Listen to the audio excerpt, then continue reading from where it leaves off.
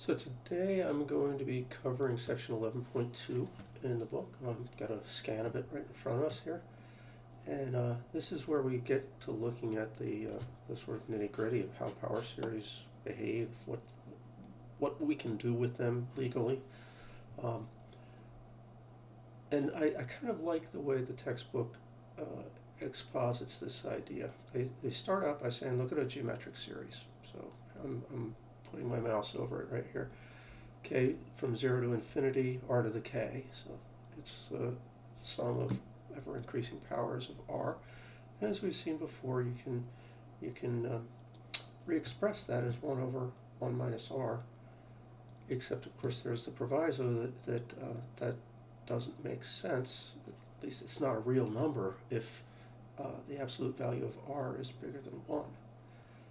If the absolute value of r is bigger than 1, then these terms all blow up, and you end up with infinities. Or when it's negative, it's even worse. It's sort of flipping back and forth between positive and negative infinity, going truly haywire. So it's not a big deal to take that expression and just stick x in where the r's are, right? But then philosophically, what you've done is you've changed from an expression for a particular number to an expression for a whole bunch of numbers that depend on x, right? So that's sort of interesting, and we got to look at that a little bit.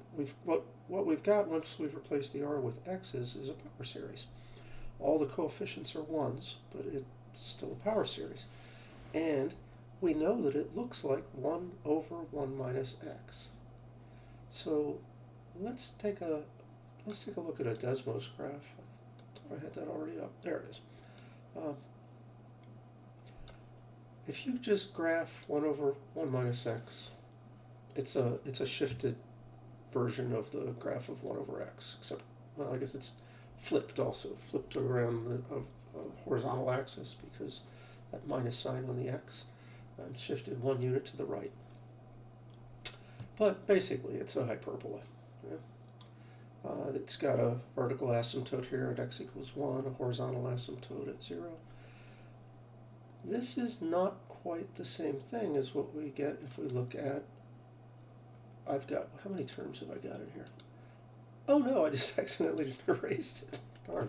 All right, 1 plus x to the second plus x to the third plus, how about just stopping at that? I've got the first 5 terms of the power series here. Whereas this function 1 over 1 minus x seems to approach 0 out here in large values. This thing clearly doesn't. The blue curve is heading towards infinity for x bigger than 1. The red curve is heading for, 0 from below, but still 0. And similarly in negative territory, the 1 over 1 minus x, that's a function of x, perfectly well defined, except at x equal 1. It's heading towards 0 through positive values, whereas the blue graph is clearly heading to infinity. And if we add more terms to this, it's just going to get worse. It does have this interesting behavior that on the right side it gets worse and worse, and on the left side it gets worse in opposite ways, sometimes positive infinity, sometimes negative infinity. Let's just watch this as I throw a few more terms in here. When we go to the 5th power, well, now it's an odd function, so it heads towards negative infinity as you go through at large negative values. And if we get up to another higher even power, now it's going to plus infinity on both sides. So you get this whooping back and forth deal on the in negative territory. But you should notice that the graph, this blue graph, has gotten rather close to the red graph in here. So what's the main issue? The main thing is that the geometric series only converges if the absolute value of x is between minus 1, if the absolute value of x is less than 1. So we should really be restricting this function here to the range minus 1 to 1.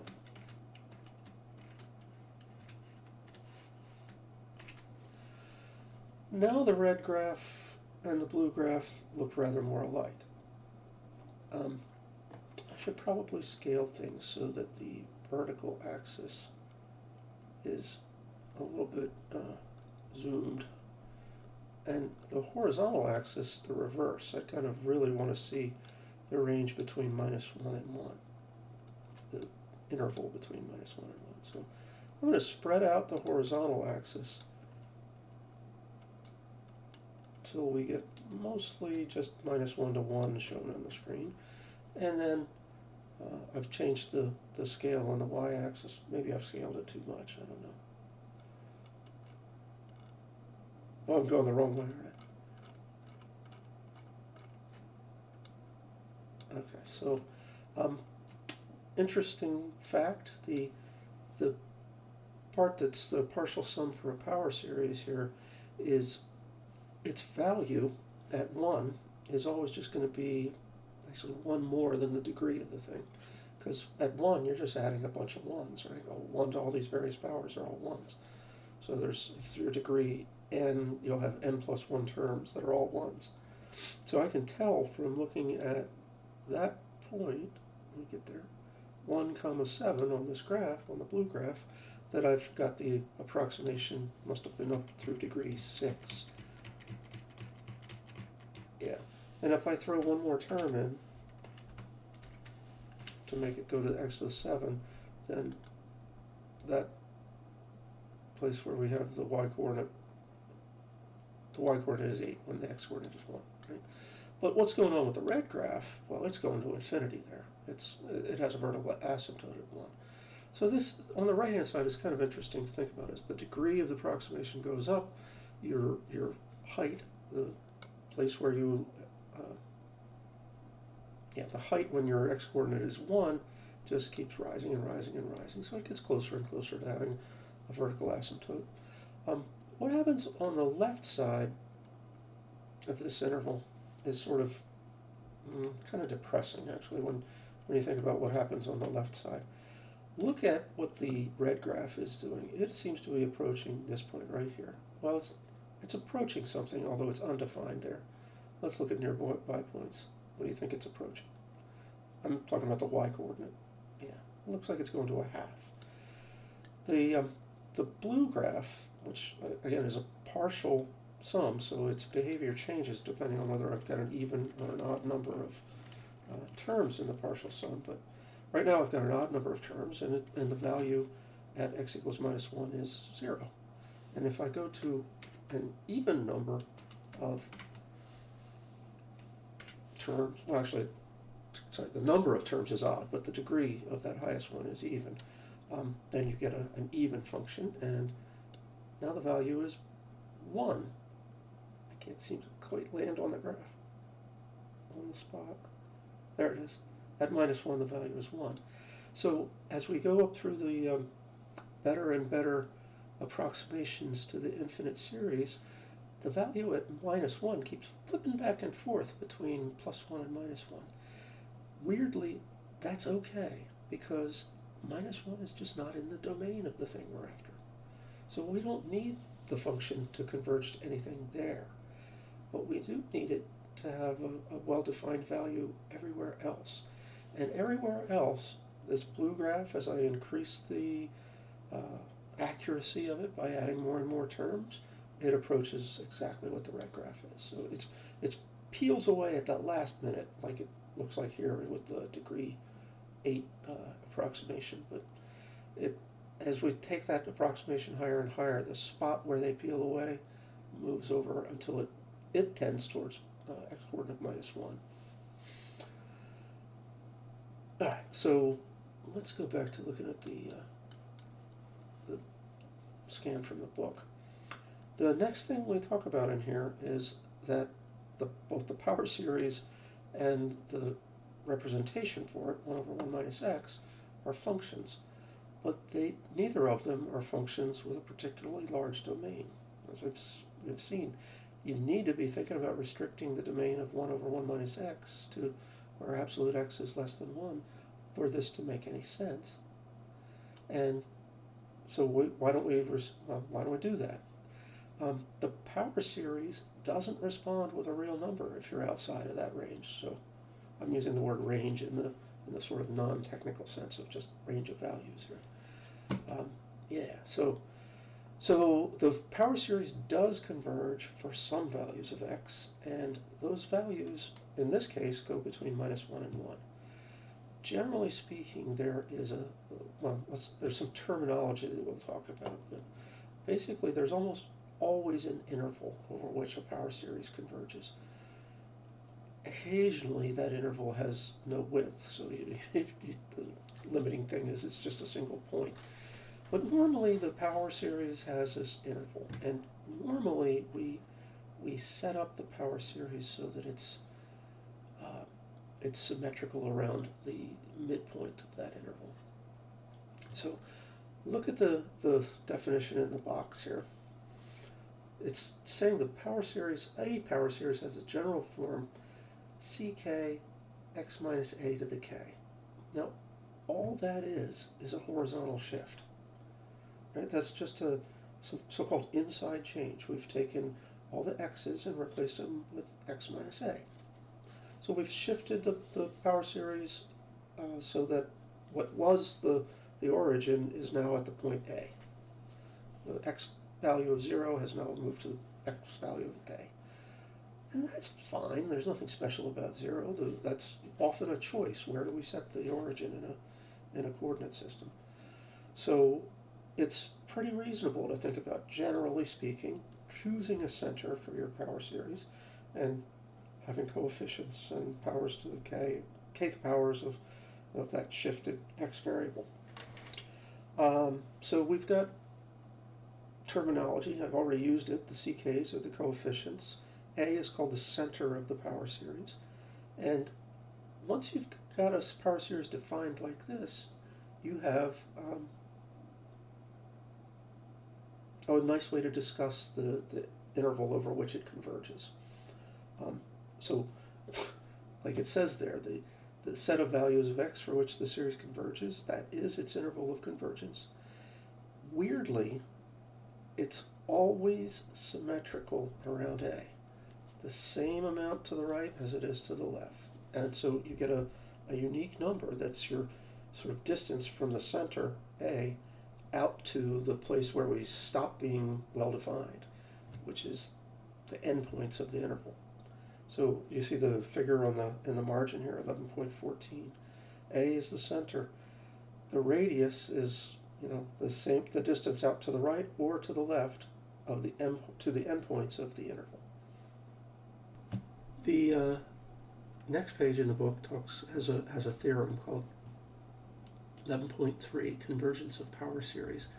I would argue that this is sort of a weirdly stated theorem. They claim that there are sort of three different things that can happen.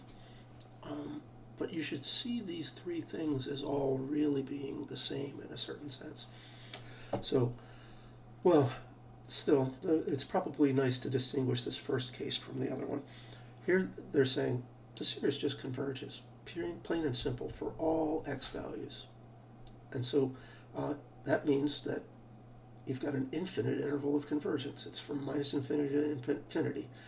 That's where it's really important that those are open parentheses on the -infinity to infinity thing. It don't literally mean that you can stick infinity in, but any arbitrarily large real number, so not including the endpoints. Anyway, in that case, you say the radius of convergence is infinity, which I suppose makes sense. The other thing, and this happens fairly often, I'd say almost, well, no, I don't want to distinguish. There's not a good way to say that some of these things converge in one way and some in the other. A lot of the functions we're used to will have power series that converge for the entire real line, but many other functions don't, and so they'll be of this second type. That is, there's a place where the series converges. In fact, it converges absolutely on that region, and it can be defined as they have right here in the middle. The difference, I can't really select that, but the absolute value of x minus a is less than some real number, r. That's this idea of the symmetric radius, the symmetric interval of convergence. It's symmetric around A. From A, it extends r units to the right and r units to the left. And then it diverges if that difference between x and a is larger than r in absolute value. So there the radius of convergence is r. Do you see why I sort of think of these as the same thing? If you think of this one, number 2 here, with the r as infinity, you get number 1. And similarly, if you think of the r as being 0, you get number 3. If the radius is 0, that just means you only converge at the one point A. Now, I probably should make that point. Let's look back at the form for a power series. ck x minus a to the k. If x is equal to a, all these x minus a's are 0. Right? So the thing definitely does converge at the point x equals a, unless you've chosen really stupid ck's. Right? If you've got ck's, well, no, even if you have, the only thing that could go wrong is the 0th power, where you would get 1 for the power. ck better not be infinity. C0 better not be infinity. But other than that, yeah, you're going to get a finite number out of that when x is a. So it'll always converge at a, and it might not converge anywhere at all off of a. That's when the radius of convergence is 0.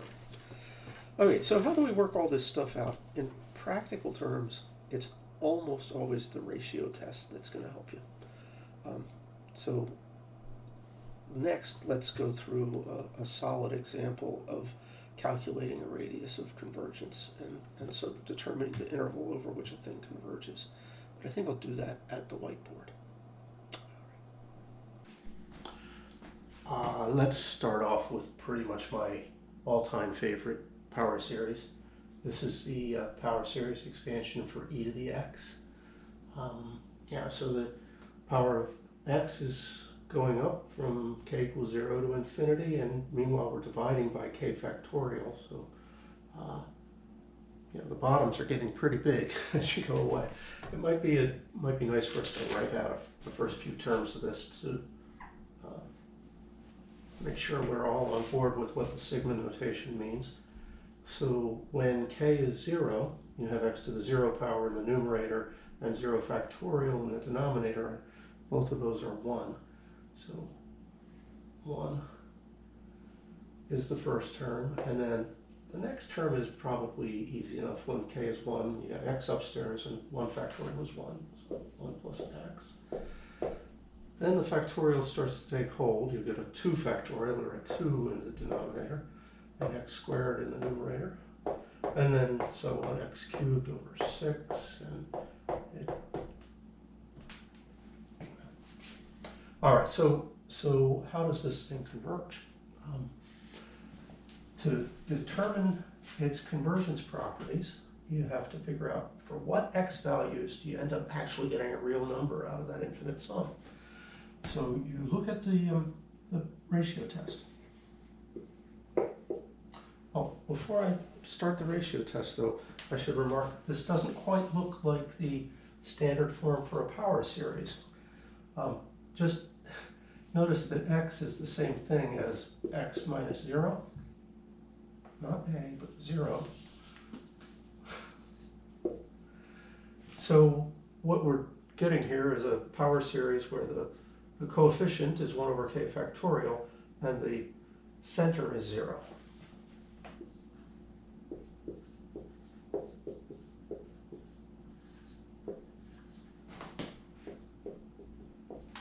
All right, so now let's go on and do the ratio test.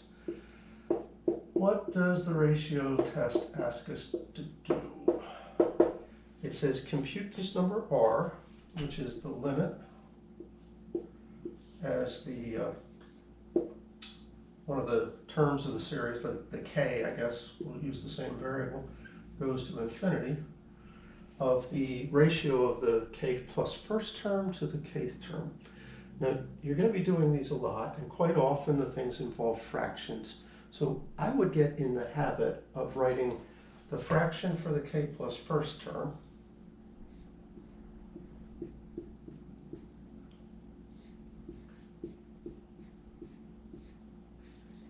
But instead of dividing by the number for the second term, just remember to multiply by the reciprocal of the kth term. So that would be the k factorial in the top and an x to the k in the bottom.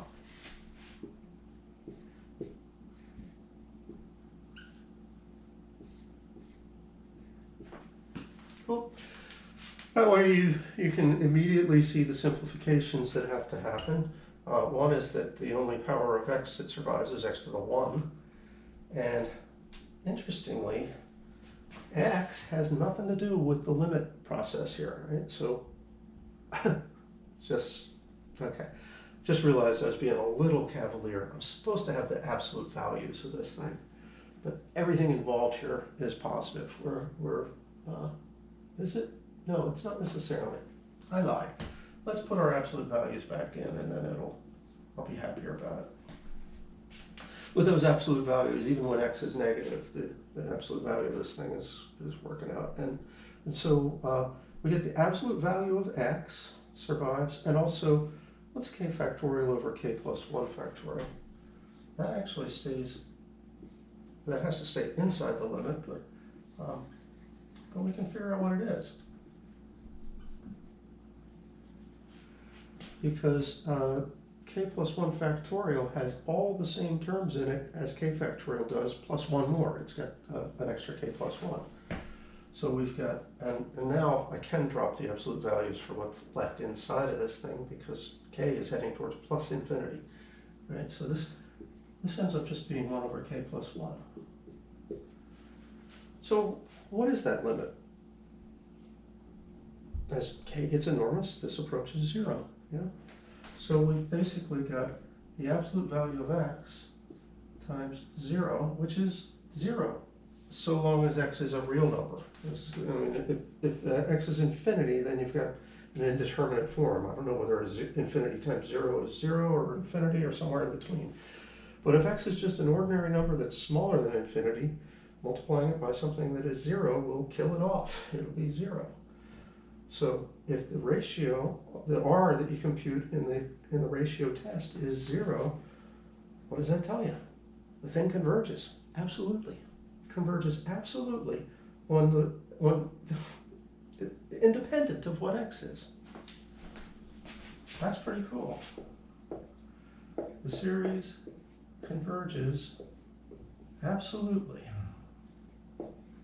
That is, you don't even need the alternating character of the stuff that's in the where x is negative, because the thing converges even if you throw absolute values at it.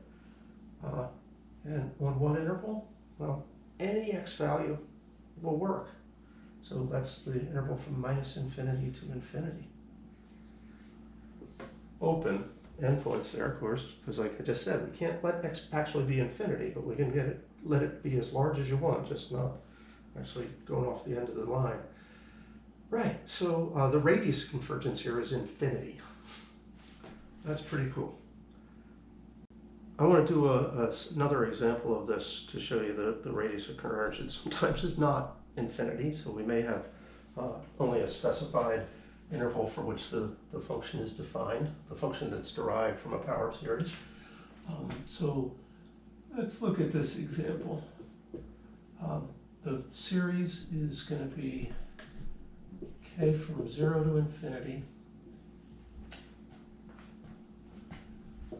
x minus 1 to the k over 2 to the k. So if you try to pull the ratio test on this one, let's see what happens.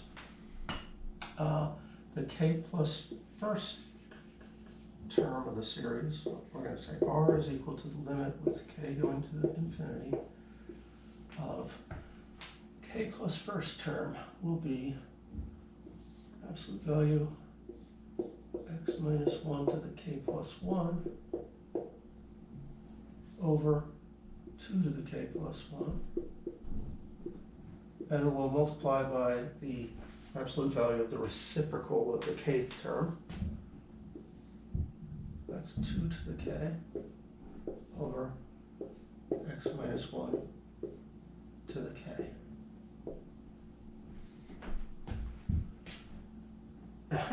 And so what happens to these two things is cancellation. 2 to the k plus 1 in the bottom, 2 to the k in the numerator. That's just a 2 left downstairs.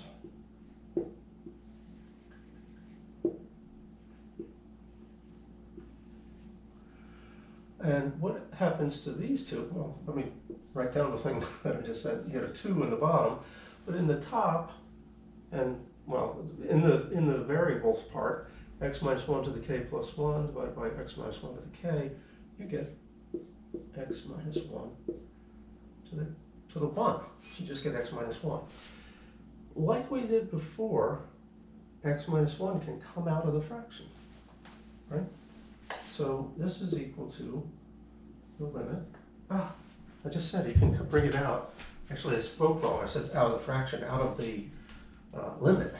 But x minus 1 comes outside because it doesn't depend on the variable k that we're letting run to infinity. And what's left inside the limit is silly. It's just the limit as k goes to infinity of 1/2. So that's equal to 1/2. So this series converges. Well, what is the desired result? The series converges provided that r here is less than 1.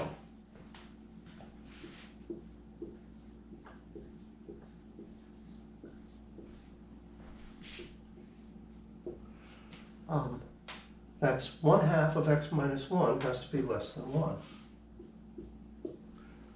I feel like somewhere along the line I dropped absolute values. Yeah, I did.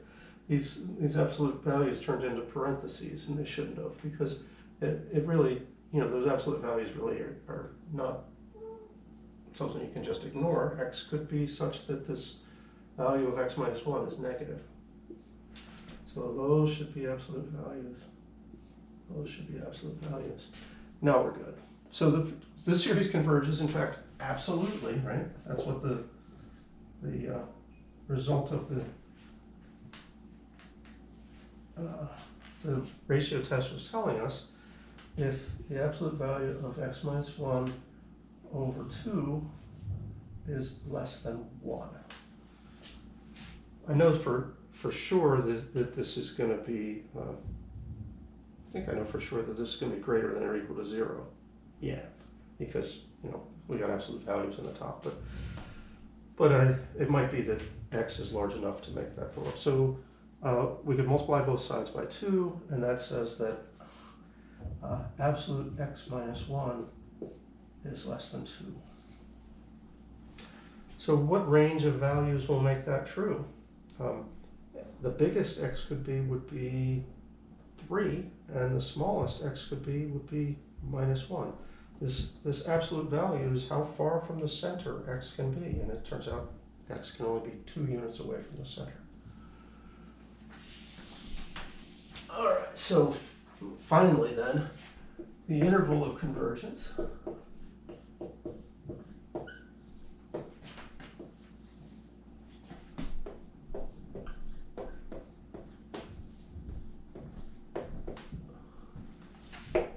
Is minus 1 to 3. The radius of convergence is 2. Oh, darn. The radius of convergence is 2. One thing I'm not totally clear on is whether we might have convergence at the endpoints of that. You may or you may not. And I've erased what the series was. Okay, so let's recover the series and check out what happens at the endpoints. Because this calculation just tells us that for sure it converges absolutely if the absolute value of x minus 1 is less than 2. But what about if it's equal? In other words, what if you're at 3 or you're at minus 1?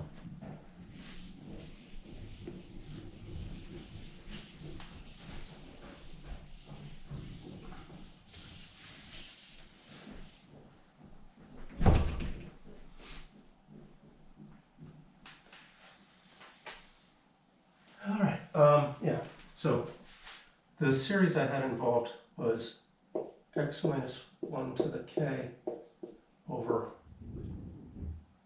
2 to the k. Yeah. is k going from 0 to infinity. So what does this look like if x is 3?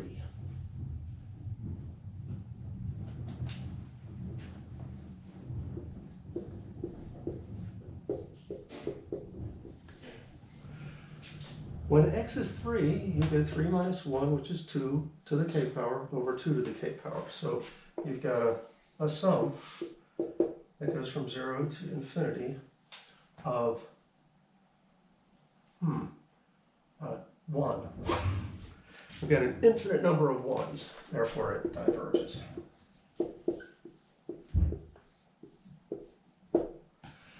What about if x is minus 1?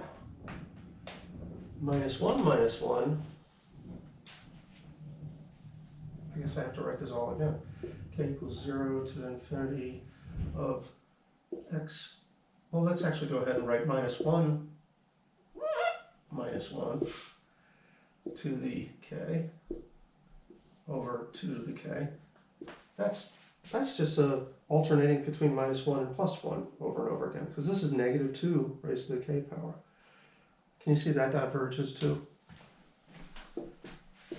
When it starts out with a k to the 0, it's a 1, and then it's a 0, and then it's a 1, and then it's a 0. Just, you can't make up its mind. It flops back and forth between 0s and 1s and never converges anyway.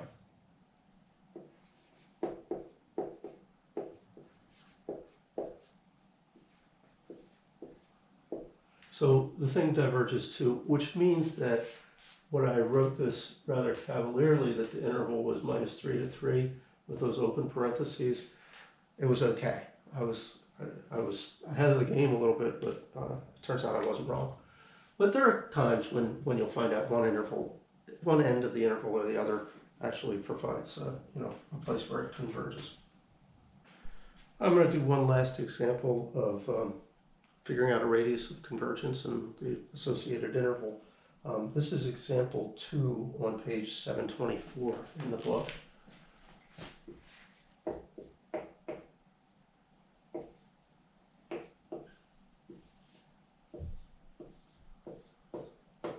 As is sort of typical, I feel like the book goes through some of the algebra a little too quickly, and we could be a little more expansive and understand it better. So the series involved in this example has the square root of k in the bottom, of xk, and it has x minus 2 to the k in the numerator of a fraction. This is k running from, you notice that k can't be 0 for this one, so 1 to infinity. Make sure I agree with the book. Yeah, we do. Okay. So, as we've done in a lot of these other ones, we're going to look at the ratio test. Perhaps it's a bad thing. All the examples I've picked have used the ratio test. I've always found as a practical thing, the ratio test most often does the trick, so there's no sense bothering with the root test, which sometimes is harder. On the other hand, sometimes the root test is just the thing, right? If you've got a lot of kth powers, when you take that kth root, it knocks them out. So you might want the root test sometimes, but this one I think we'll stick with the ratio test. So the number r we're after is the limit as k goes to infinity of the k plus first term absolute value. So let's put it in here. It'll be x minus 2 to the k plus 1. And we will have square root of k plus 1 downstairs. That's right. Keep trying to make x's where the k's go. Yeah. And same trick I pulled before, right? Rather than dividing by the thing, I'll now multiply by the reciprocal of the kth term. That'll have square root of k in the numerator, and it'll have x minus 2 to the k downstairs. Cool. The only thing that survives in the x, or in the variable stuff, is a first power of x minus 2, at the kth power of it, and most of these powers of it cancel. And again, the limit is about k, so we can take that out of the limit. We get absolute value of x minus 2 outside. And then we still have the limit with k going to infinity of square root of k over square root of k plus 1. Let's just write that as one big square root.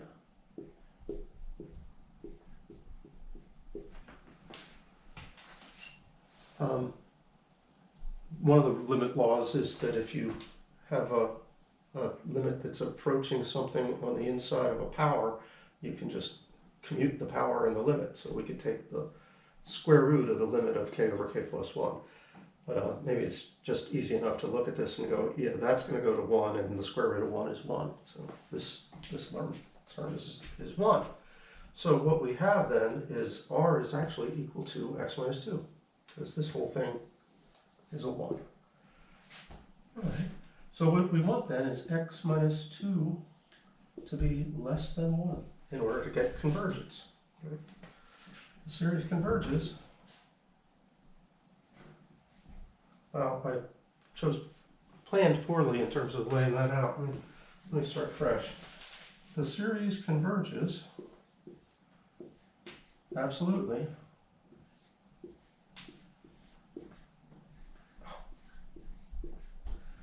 provided that x minus 2 is less than 1.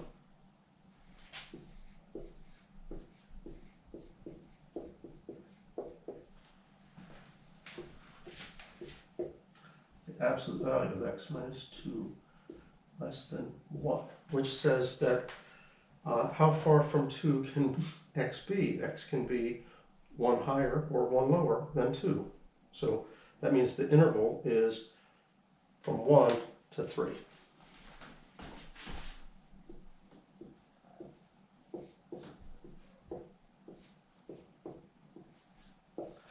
You'll have absolute convergence if you have an x in the interval 1 to 3.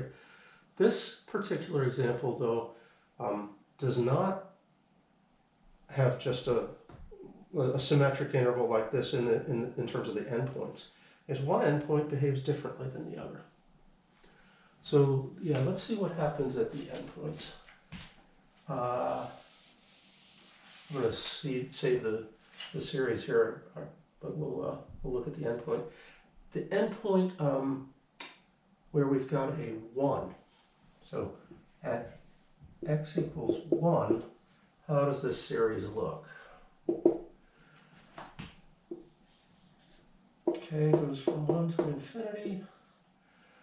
1 minus 2, that's negative 1 to the k. And square root of k. Now, this is a slowly growing denominator, but it is growing, so the size of these terms is going towards 0, and it's alternating. Right? That means you've got an alternating series with the size of the absolute value of the terms going to 0, which is convergent. So this guy converges. That's the the alternating series test.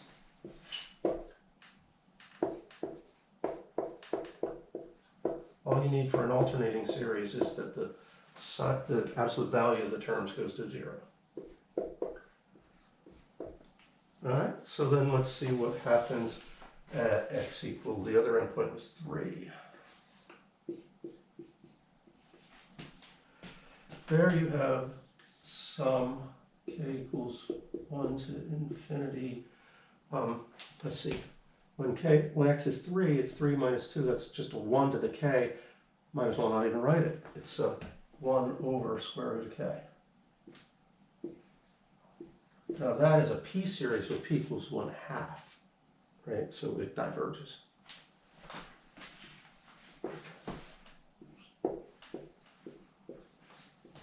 Or you could compare it to the harmonic series, which we know diverges. This is bigger term by term.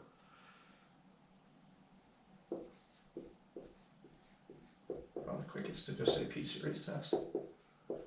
So the actual interval of convergence is, the radius is 1 unit, but the one endpoint works and the other endpoint doesn't. So this guy converges on, and I can no longer say absolutely, just converges on 1 to 3, which endpoint was good? It was the 1 end that we get to square. And the 3 end, yeah, that's the one where we got a divergent thing. So up to 3, but not inclusive, down to 1, and it can include 1. Seems like a lot of extra work to get this one more point, but people typically do go about that. All right, so next I'm going to go back to the computer screencast thing and share with you a couple of the ways that you can manipulate series. It's not just enough to figure out their radiuses of convergence in intervals. We do some other messing around with them, including like actually doing calculus with them. Before I push on to talking about things like I mentioned I was gonna, general ways of working with power series, there's a nice little box in page 725 in the book that has a good sort of summary of how you go about finding the radius and interval of convergence. So I just want to commend this to your attention. And I don't think I'll need to say anything more about it. We've been over what's the contents of this. It's a good place to kind of look when you're studying to try to figure out if you really know the ideas. So what can we do with power series? Well, and what about the convergence and the interval of convergence for power series? This theorem, Theorem 11.4, tells us some of the things. If I kind of don't like the way they've stated it. What we should say is if there's some interval that is common to the convergence intervals for two series. So think about, you figure out the interval first. You've got a series with coefficients c sub k, and then another series with coefficients d sub k. Each of those will have a convergence interval. And you look at usually you look for the intersection of those two. That's the interval I that is a common to the two of them. So both of them converge on interval I. Now that's the setup.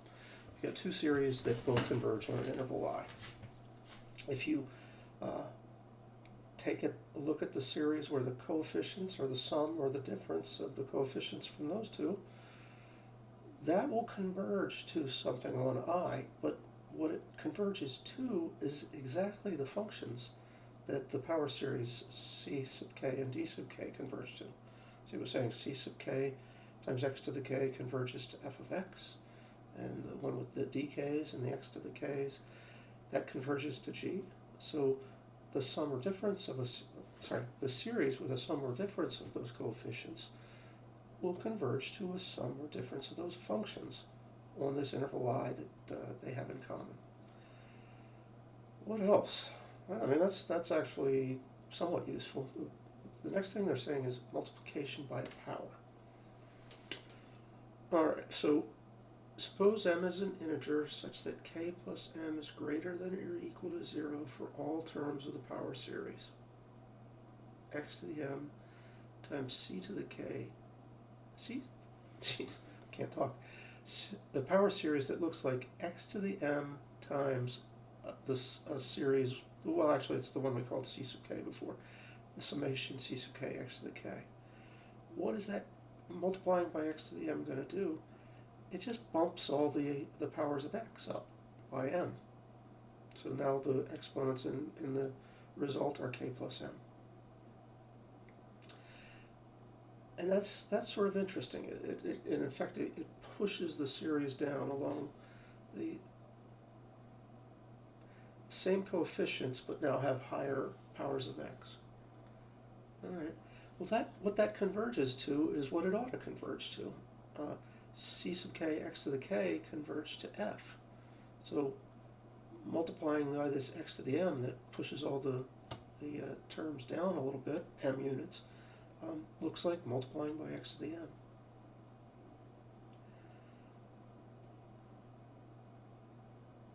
What is this last thing they're saying here?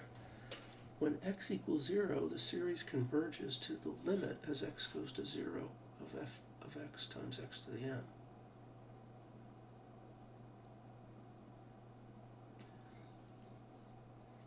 That really is strange because x equals 0 might not be in the interval I. So these are not, these series are centered at 0, so that in fact the intervals are going to contain I. You notice how they don't have x minus a to the k, they have just x to the k. So the center point here is at 0. And then finally, they've got a rule about composition. I'm gonna skip over that one, but go ahead and read it. Try to understand it. This is the really interesting part. That if you have a series that converges to some function on a particular interval, and you restrict your attention to that interval, you can differentiate and you can integrate in a sort of the stupidest possible way. Just apply it to the terms of the series.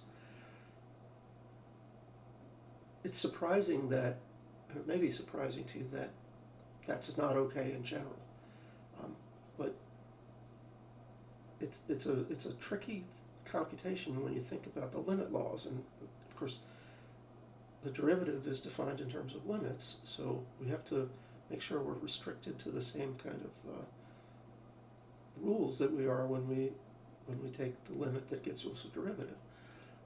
Can a limit distribute over infinitely many terms? Well, not normally, but it turns out that when you're in the interval of convergence, that's exactly what you need to make that to happen. So that the limit of infinitely many things is the sum of infinitely many limits. It's provided during that interval of convergence. All right, so suppose you had a power series, ck times x minus a to the k, so that's centered at a with coefficient ck, and x minus a in absolute values is less than r, where r, that's the radius of convergence for the thing, so that's defining an interval on which the function converges.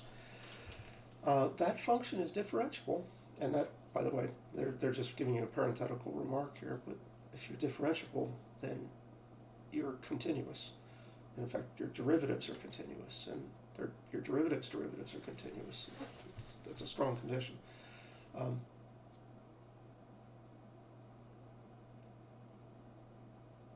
The function you get out of a power series is differentiable, hence continuous, on that entire interval. And the derivative that you get by taking the derivative in a term-by-term fashion is its derivative, provided, again, that you're restricted to that interval where it converges. It's also true that you can integrate in a term-by-term way. So the indefinite integral of f is found by integrating the power series for f, term by term. It says if you want the integral of f, which is kind of defined by the power series ck, just integrate it with respect to, well, you probably do a quick u substitution where u is x minus a, but still integrate it in a term-by-term fashion, and you will get an antiderivative. And that's pretty awesome. But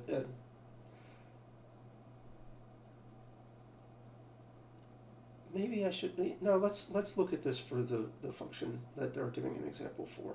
The function 1 over 1 minus x, again, restricted to where absolute x is less than 1. That's the radius of their interval of convergence for that particular power series. That's the one we got by looking at the geometric series, right? Now, what are you going to get if you differentiate that in a term-by-term fashion? Let's take a look. We've got 1, then x squared, so this is our f of x kind of written out in expanded form.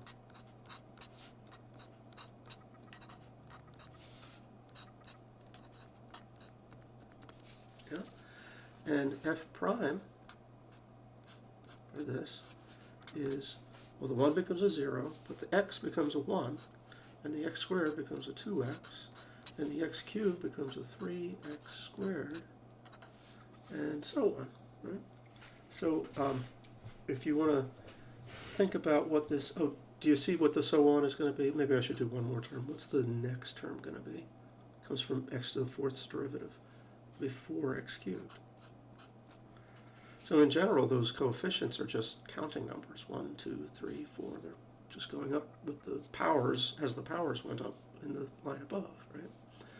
And the powers of x, technically they're sort of lined up, offset by 1 from the powers for f of x. But right, that's an interesting power series. The beautiful thing is we know another way to think about what f of x is. F of x is also equal to 1 over 1 minus x, restricted to x between minus 1 and 1. I've just slipped into using Desmos notation for that. Normally you just say a semicolon, and, but whatever. The restriction is what we're after. So what's the derivative of that? 1 over 1 minus x. That's the same thing as saying 1 minus x to the negative 1 power. It helps to take it in the so-called calculus-friendly form. Right? So f prime from that would be negative 1 times 1 minus x to the negative 2, also times the derivative of the inside thing, which is another minus 1. And these minus 1's cancel. We get 1 over 1 minus x squared. So you get this sort of thing for free. You already know what the power series for that thing is, provided that you're in the range on the interval minus 1 to 1. And that's exactly what they're showing us in the book here. The summation. Oh, they did do one thing that I should have done. Was you see this right here in the middle of part A of their solution? I just wrote what the derivative looks like in expanded form, but it's good practice to see if you can reinterpret it as an in summation notation. Do you see why it's k plus 1, not just k times x to the k? Well, it's just from noticing how the powers on these x's are related to the numbers, right? This is x to the 1, but the coefficient is 2. Here's x squared, but the coefficient is 3. So that's pretty quick. I'm not going to show you integrating it term by term, but that lets you figure out what's the power series for natural log. A lot of pretty stuff going on here. So I think that's going to be a good place for us to stop. There's some other things we can play with, but I think we'll include those in tomorrow's online worksheet. And I hope you all have a lovely day tomorrow, and I'll see you at 4:45.